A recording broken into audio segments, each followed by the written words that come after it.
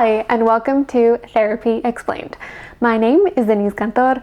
I'm the therapist of color for people of color and your very own mental health cheerleader. I post videos about all things mental health because I believe that mental health information should be free and accessible to everyone. If you agree and would like to help spread the word, make sure to subscribe and share this video. Every video also comes with its own cheat sheet that I make available to you on Instagram. So to get yours, make sure that you're following me there at Talk Therapy. That's TOC Therapy, because after all, I am the therapist of color. Today's video is about the love languages, the 5 love languages. We'll be going over what they are, what they look like, and then why it's important to have them. And of course, as always, we'll do our review before we go. So let's jump to it. The 5 love languages. The first one of which is words of affirmation. So words of affirmation looks like, I love you, you're important to me, I like spending time with you, you're very intelligent, you're so amazing, your opinion matters so much to me, I'm thinking of you. And nowadays it can look like a nice text message to let somebody know that we're thinking about them. The second love language is physical touch. So this is hand holding, kissing, hugging, cuddling, and I want to add that physical touch is so important in a relationship and important to do throughout the day, not just as a precursor to physical intimacy, but actually something that you should be doing throughout the day, throughout the week with your partner. The next love language is receiving gifts. So gift giving or gift receiving is like creating a gift for somebody from scratch, like baking cookies or desserts, making a card, creating a gift basket, or purchasing gifts, not necessarily jewelry, cars, nice clothes, nice bags, but things like flowers or something that is sentimental and important to that person. The next love language is quality time. So quality time is like spending time with your partner, but not just next to each other on the couch watching TV or next to each other on the phone, or if you live with your partner, it doesn't mean just being in the same room together. Quality time means that you're actually interacting with one another, that you're spending time getting to know the other person, doing something together. Now, I like to stay away from watching TV or watching movies. That doesn't really count as quality time. But if you want to have dinner together where there's a no phone rule, and that way you two can talk to each other or learning something together, like maybe you're puzzling together or going for a hike or going for a walk together. Again, this is an activity that you're both engaging in where you are investing time into this relationship. The next love language is acts of service. So this is like helping your partner out with a project or a task either around the house or a project or task that they have going on in their career or personal life. So helping somebody out, being very thoughtful and saying, hey, I noticed that you've been working a lot, so I went ahead and cooked, or I went ahead and threw the trash or cleaned the living room so that you have a nice space.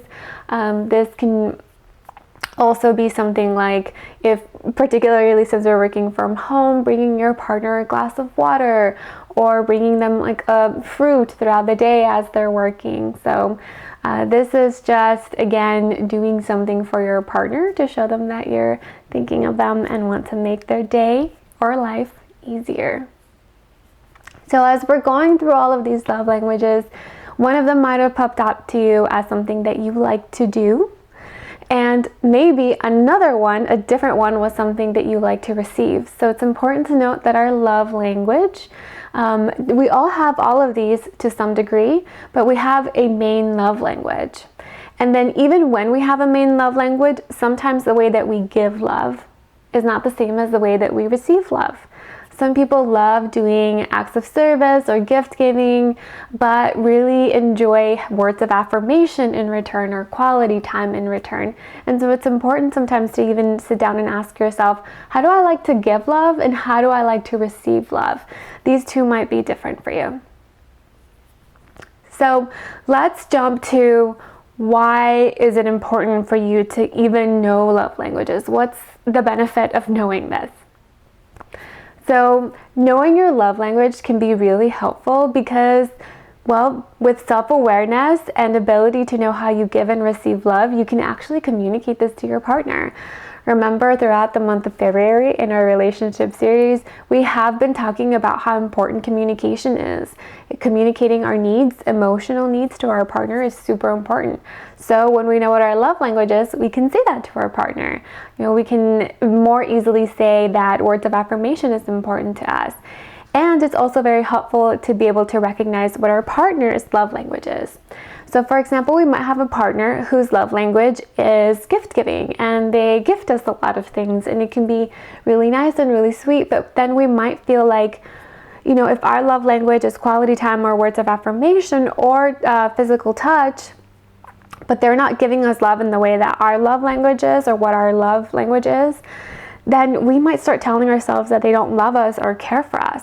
But instead, what we want to do is be able to communicate to our partner, while I appreciate this, and it means so much to me that you're doing a lot of gift giving, what really means more to me is words of affirmation or quality time or whatever it is that our love language is. So communicating that to our partner while also giving our partner credit for their love language. So reminding yourself, okay, even if this isn't how I like to be given love, this is my partner's way of trying to show this to me. So again, this adds to that giving the benefit of the doubt to our partner, which we've talked about throughout the relationship series. It is very, very important.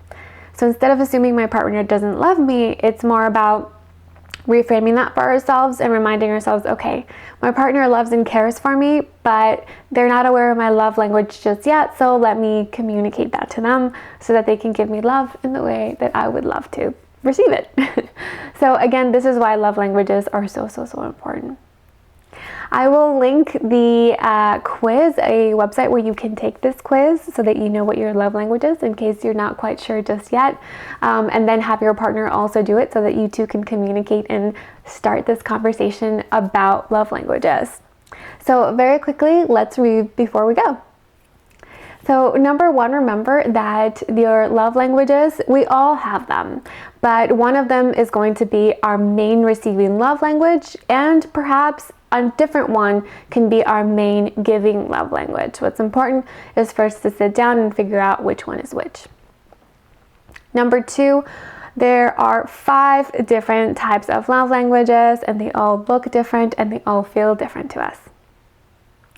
Number 3, the reason why knowing what our love language is important is because we can communicate that to our partner, but it can also help us better understand what our partner's love language is, so we can again give them the benefit of the doubt and credit for trying to show us love in the way that they give it, without necessarily feeling like they might not love us just because they're not giving it to us in the way that we wish that they did. So remember that progress requires practice. So if you do the quiz and figure out what your love language is, or if you already know what your love language is, comment below and let me know what your love language is. I'd be curious to know which one we have most of.